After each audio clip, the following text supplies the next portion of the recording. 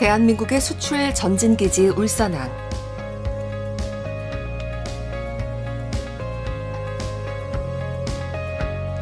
축구장 12개 크기의 수출부들을 가득 메운 자동차가 매일 미주, 유럽, 아시아 등 전 세계로 팔려나갑니다. 1968년 이곳에서 첫 자동차를 생산한 현대자동차는 지난해 누적 생산 1억 대를 달성했습니다. 전 세계 완성차 업체 중 가장 빠른 속도입니다.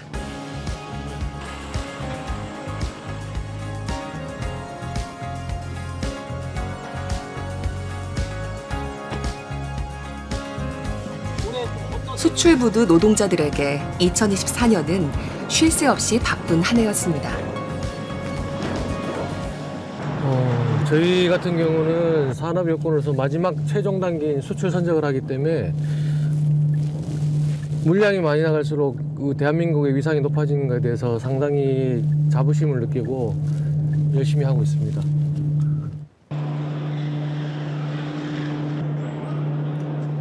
지난해 국내외의 어려운 경제 여건 속에서도 우리 수출은 선방했습니다.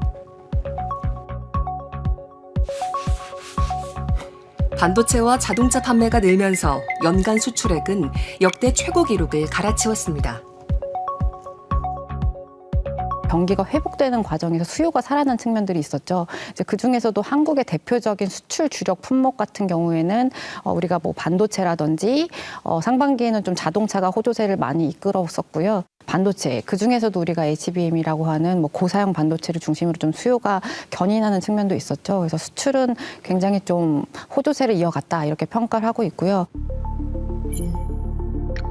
특히 중국의 경기 침체 속에 대미 수출 증가가 수출 호조를 이끌었습니다.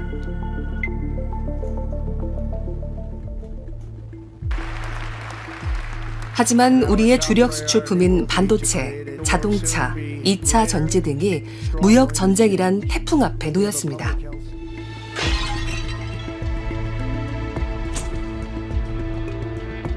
Very substantial tariff when you send your product. Immediately impose a 25% tariff on everything. The tariffs are properly used, are a very powerful tool. They'd be happy to do it. It's a money machine, South Korea.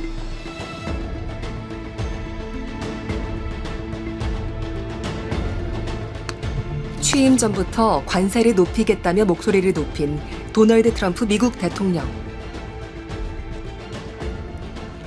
세계 경제를 흔들고 있습니다. I don't think that's so complicated to forecast. I think we're going to see a further contraction of world trade. You know, that seems to be absolutely sure.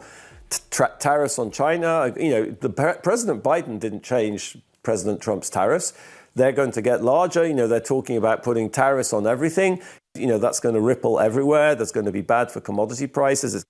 So I think, the world economy is certainly going to contract and we're going to see world economic growth slow down. The Honorable Donald John Trump. 25%와 10%.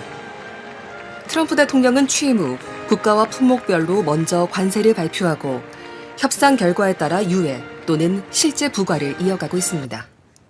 모든 국가에 적용하는 이른바 보편 관세 카드도 꺼내들었습니다. That was just an opening salvo. If we can't make a deal with China, then the tariffs will be very, very substantial.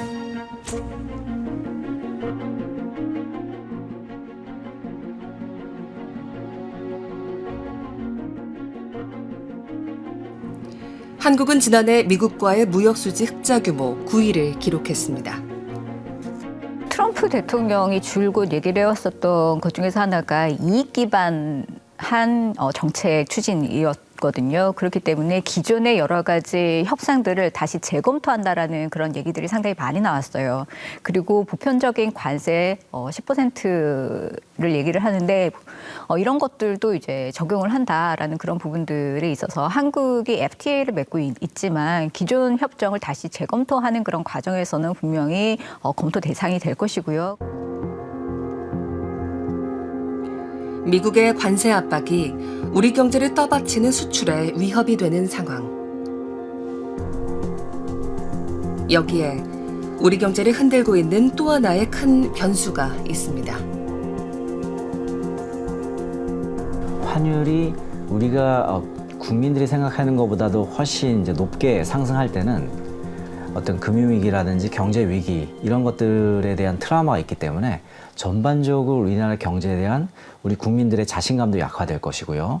또 해외 투자자들이 한국 경제를 바라보는 어떤 시선, 그런 거에 대한 평가도 아무래도 약화될 수밖에 없습니다.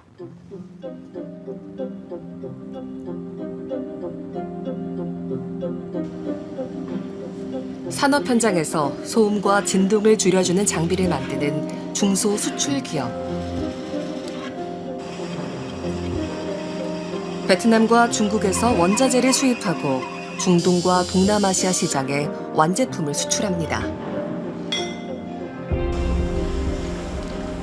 갈수록 수출 여건이 나빠져 근심이 깊어지고 있습니다. 원자재 수급에서도 가격이 올라가는 게 부담스럽습니다. 철강도 마찬가지고 우리가 철강, 고무 뭐 이런 것들이 원자재는 수입하다 보니까 그런 것들이 늘 달러가 올라가면 반드시 원자재가 또 상승하는 것이 너무 부담스럽습니다.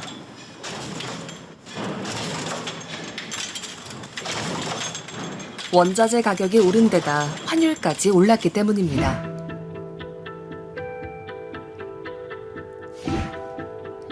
이날 원달러 환율은 2008년 금융위기 이후 처음으로 1,470원을 돌파했습니다. 하필 달러로 해외에 대금 결제를 해야 하는 날이었습니다. 환차손이 몇천만 원, 거의 한 4천만 원 정도 이렇게 난 것 같은데 그 4천만 원이면 사실 중소기업에서 4천만 원이면 작은 돈은 아니라고 생각합니다.